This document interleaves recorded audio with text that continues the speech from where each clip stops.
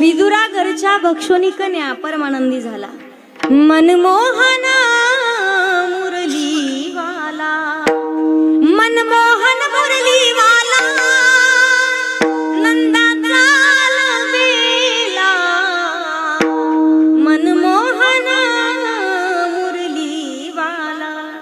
जगाच्या मालकानं विदुर काकाच्या कन्या खाल्ल्यात. त्यापुढे सांगू, प्रभू रामचंद्र 14 वर्षाच्या वनवासाकरिता गेले ना. भगवान परमात्मानं भिल्ल कुळात जन्माला आलेली शबरी मातीची उष्टी बोरं खाल्ली. यावरून लक्षात घ्यायचे, अंतःकरणात फक्त भाव शुद्ध. शुद्ध ज्याचा भाव झाला आणि दुरी नाही देव त्याला. अंतःकरणात भाव. महिला मंडळ, आज सोमवारचा दिवस आहे. किती जणी पांढऱ्या साड्या घालून महादेवाला जाता बरं? जाऊ नका असं म्हणणार नाही. जाता की नाही? एक लोटा जल सब समस्या का. आता महादेवाचा परिवार पाहिलं तर परिवारात कोण कोण सदस्य आहेत? भगवान भोलेनाथ, बरोबर. नाही बोलल्या तर एकमेकीच्या शेजारणीची शपथ.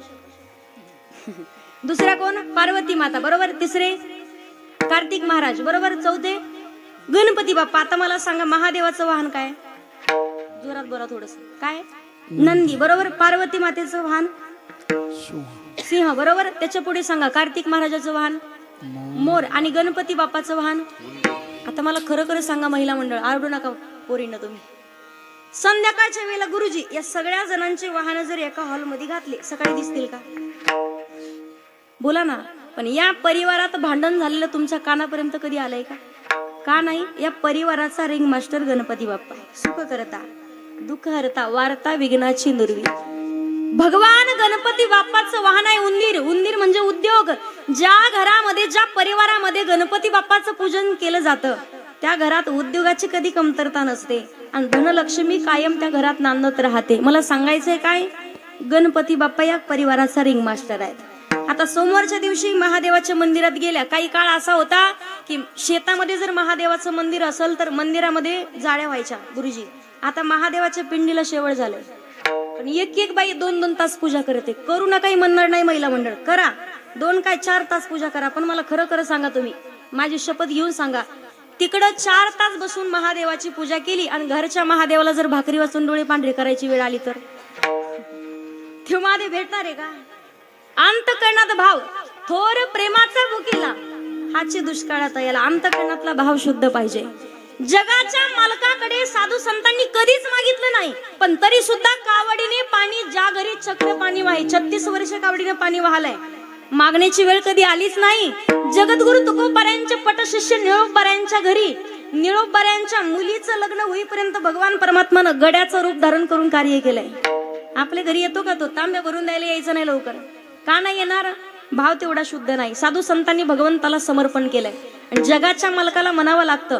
आपण म्हणतो देव माझा आहे, नवल नाही. देवानं म्हटलं पाहिजे हा भक्त माझा आहे. त्या दिवशी समजून घ्यावं आपली भक्ती सफळ झाली. आपण देवासाठी रडतो, नवल नाही. देव आपल्यासाठी रडला पाहिजे आणि खरोखर जगाच्या मालकानं रडावं. प्रत्येक साधू संतांच्या घरी काम केले भगवंतानं. द्वारकेची मूर्त, द्वारकेची मूर्त, द्वारकेची मूर्त, एकनाथा घरी पाणी वाहे हरी,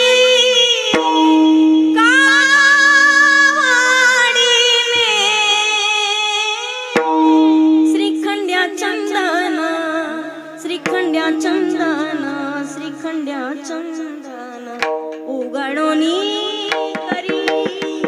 जगाच्या मालकाचा अधिकार आहे. साधू संतांनी समर्पण केले भगवान परमात्माला.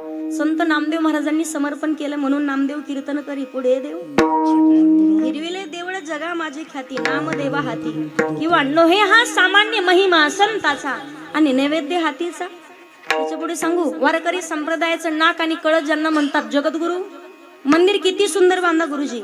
मंदिर पूर्ण झालं तेव्हाच म्हणता येतं जेव्हा मंदिरावरती कळस बसू. मंदिर किती सुंदर बांधा. मंदिराची पूर्णत्वा त्याच्या कळसावरून, मंदिराची सुंदरता त्याच्या, तशी माणसाची सुंदरता माणसाच्या आठवलं नाकाच्या, एकीमेकीच्या नाकाकडे पाहणार.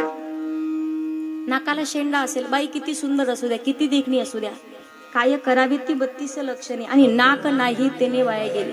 नाकाला शेंडा असावा. महिला मंडळ गावामध्ये मला सांगा, एवढी एवढूस नाक, भली मोठी नथ. आपल्या कोल्ह्यात म्हणली पप्याचा बाप कशी दिसते, मालकाला माहिती अख्ख्या कोल्ह्यात आपलंच भूते, पण तरी सांगत पप्याची माया गा अख्ख्या गावात तुझ्यासारखी बाई नाही. नाकाला शेंडा असावा, बरोबर, नाकाला शेंडा असावा, नाकाला धार असावी, फक्त धार नसावी. रेंज मध्ये राहिले तर कळलं तुम्हाला. नाकाला धार असावी, फक्त धार नसावी, नाही तर काही काही जणांना 12 महिने पाऊस काळा.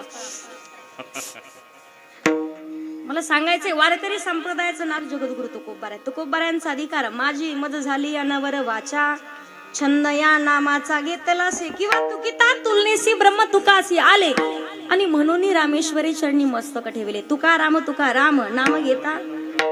अधिकार जर पाहिला, वारकरी संप्रदायाचं नाक जगद्गुरु तुकोबाराय.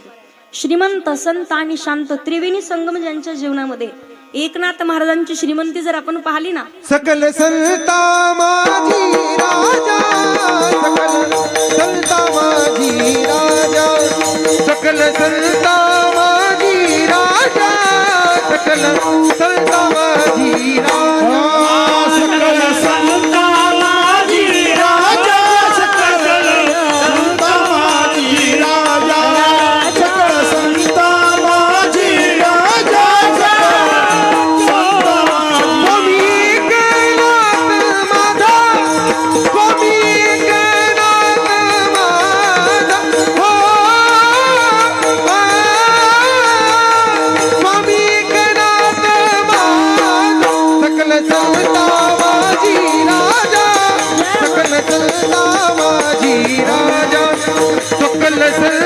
माझी राजा, एकनाथ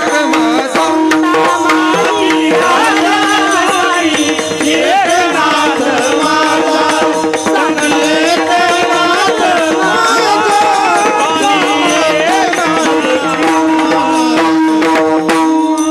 सकल संता माझी राजा, स्वामी एकनाथ माझा. एकनाथ महाराजांचा अधिकार, किती श्रीमंती आहे. नाथ महाराजांनी काही अभंग लिहिलेत, काही गवळणी लिहिल्या, ज्ञानेश्वरीचं शुद्धीकरण केलं, एकनाथी भागवत लिहिलं. पण आपल्यासारख्या सर्वसामान्य माणसाला लवकर कळावं यासाठी भारुडाची निर्मिती केली. या शेजाणीनं बरं नाही केलं गयो मला कीर्तनाला. त्याच्या पुढे सांगते तुम्हाला, एकनाथ महाराजांनी आपल्यासारख्या माणसाला लवकर कळावं यासाठी भारुडा ऐकलेत तुम्ही, ऐकलेत ना. सुयागे पेनागे आणायला रसर. दुसरा गुण आहे संत. संत म्हणावं कुणाला, ज्यांच्या अंकित भगवंत, जगाच्या पाठीवर तेच खरे संत. किती शांत यवनंगावरी थुंकला, प्रसाद देऊनी मुक्त केला. एकनाथ महाराज सांगतायत. आवड जर आपण पाहिली, जीवाची आवड, संताची आवड आणि भगवंताची आवड आहे. आवड जर विचारली प्रत्येक माणसाला, प्रत्येक जीवाची आवड वेगळी आहे.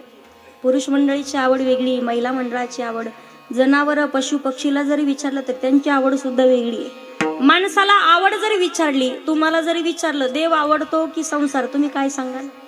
जवळपास 99% माणसं संसारात स्वतःला गुरफटून ठेवतात. ज्या गोष्टीमध्ये आयुष्याचं कोटी कल्याण नाही, मग याचा अर्थ करूच नाही असं आहे का. करावा. आपण जर पाहिलं 99% साधू संत महात्मा मंडळींनी सुद्धा, संतांनी सुद्धा प्रपंच केलाय. प्रपंच करावा, पण संसारी असावे, आसोनी नसावे, भजन करावे वेळोवेळा, योग्य वेळी सावध. प्रपंची आसूनी परमार्थ साधावा, वाचे आठवावा पांडुरंग, वाचे आठवावा पांडुरंग. प्रपंची आसूनी परमार्थ साधावा, वाचे आठवावा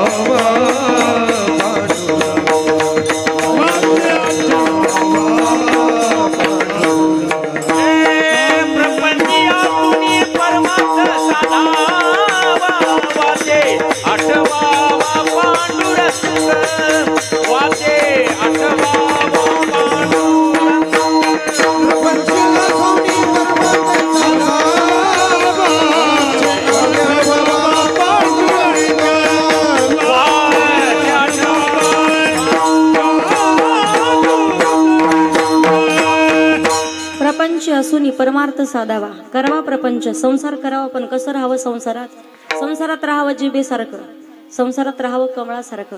सत्यवादी करी संसार सकळ आदित्य कमळ जळी जैसे आदित्य कमळ जळी जैसे सत्यवादी करी आदित्य कमळ जळी जैसे आदित्य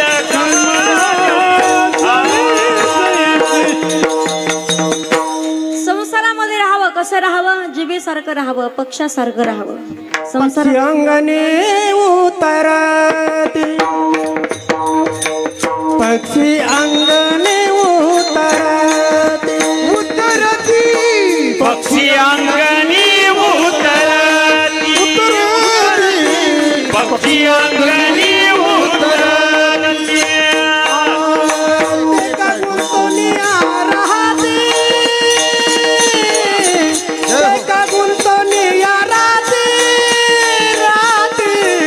कैसे आसावे संसार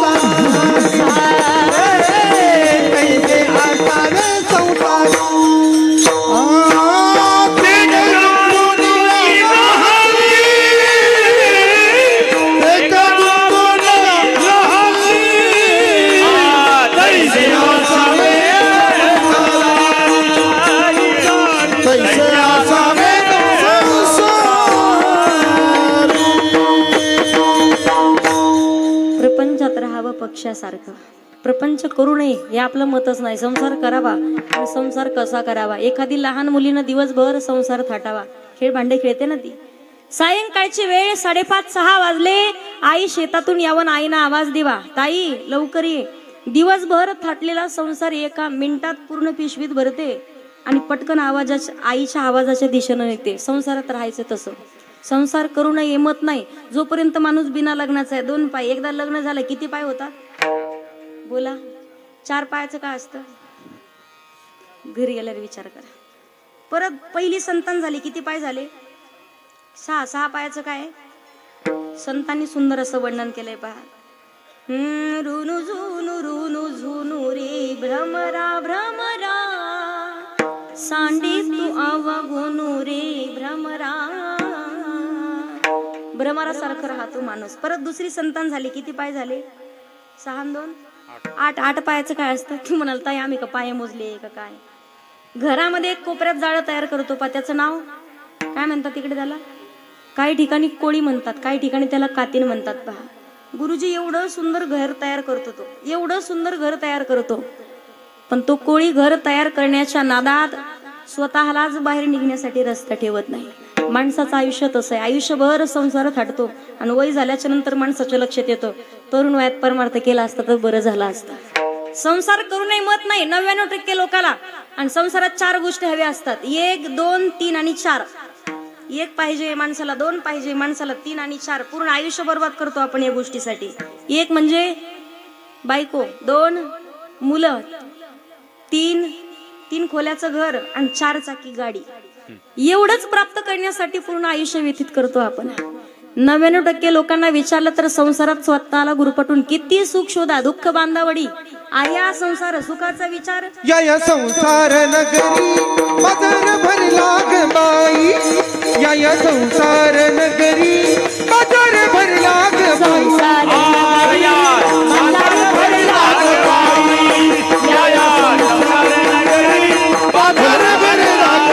सुख नाही नाही त्यात सुख नाही, त्यात सुख नाही नाही त्यात सुख नाही, नाही नाही नाही. संसार नगरी बाजार भरला बाई बाई बाई बाई. संसार नगरी बाजार भरला ग संसार नगरी बाजार भरला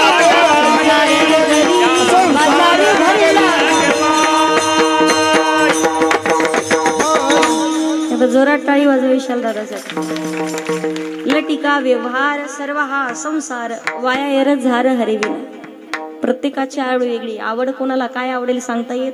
आता एखाद्याला जरी विचारलं आवड काय जरी विचारलं आणि ज्या गोष्टीमध्ये माणसाला ज्या नको आहेत आपल्या शरीरासाठी म्हणा, आपल्याला भगवंताची प्राप्ती करून घ्यायची, आयुष्याचं कोटी कल्याण करून घ्यायचंय, माणसाला कीर्तन नकोस वाटतं का?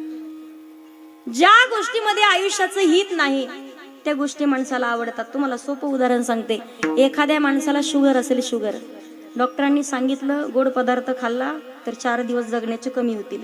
मला सांगा, गुलाबजामुनची वाटी समोर आली, वाटतं की नाही खाऊ म्हणून? घरातली मुलं सांगतात बाबा खाऊ नका, लवकर निघून जाताल, खाऊ नका, तुम्हाला त्रास होईल. मुलांच्या नजर चुकीनं म्हातारे एक का होईना खाल्ल्याशिवाय राहत. मला सांगायचंय काय तुम्हाला, माणसाचं आयुष्य तसं. माकड धरणारी एक व्यक्ती होता बा, माकड धरणारा. माकड पकडणाऱ्याला कधी माकडावरती जाळं टाकायची गरज पडत नाही. माकड पकडणाऱ्या व्यक्तीच्या झाडावरती माकडं राहायचे. तिथे जवळ एक छोटस झाडालाच त्याला असं खड्ड केलेलं होतं, त्यामध्ये काही फुटाणे टाकले. प्रत्येक माकडाला व्हायचं आपल्याला फुटाणे भेटले पाहिजे, प्रत्येकाला वाटायचं आपल्याला फुटाणे भेटले पाहिजेत. एका माकडानं हात घातला कुठं, त्या धावशात फुटाणे काढण्यासाठी, पण त्यानं जशी मूठ बंद केली तसा त्याचा हात आतमध्ये अडकला. हात आतमध्ये अडकला, त्यानं ओढण्याचा प्रयत्न केला, त्यानं झटका देऊन ओढण्याचा प्रयत्न केला, पण जसा ओढल तसा त्याच्या हाताला जखम व्हायची. त्यानं विचार केला की म्हणे आपल्यापेक्षा आतला जास्त पक्का दिसतोय. काय वाटलं, आपल्यापेक्षा आतला जास्त पक्का आहे. त्यानं काढण्यासाठी सुरुवात केली, पण त्याला हात काही निघना. त्याला माहिती होतं फुटाने जर हातातले टाकले तर हात सहज निघला असता, पण विचार नाही केला. फुटाण्यासहित हात बाहेर काढण्याचा प्रयत्न केला, सगळे माकडं निघून गेले. माकड पकडणारा व्यक्ती जवळ आला आणि त्यानं त्याच्यावरून हातावरती चापट मारली. जशी चापट मारली हातातले फुटानेही पडले आणि माकड सुद्धा पकडल्या. माणसाचं आयुष्य असं आहे. प्रपंचात राहावं पण कोणाला काय आवडेल सांगता येत. आपण जर पाहिली, जीवाची आवड, संताची आवड आणि भगवंताची आवड आहे. जीवाला काय आवडतं, संताला काय आवडतं, पण भगवंताची आवड. नाथ महाराज अभंगाच्या आवडते बासी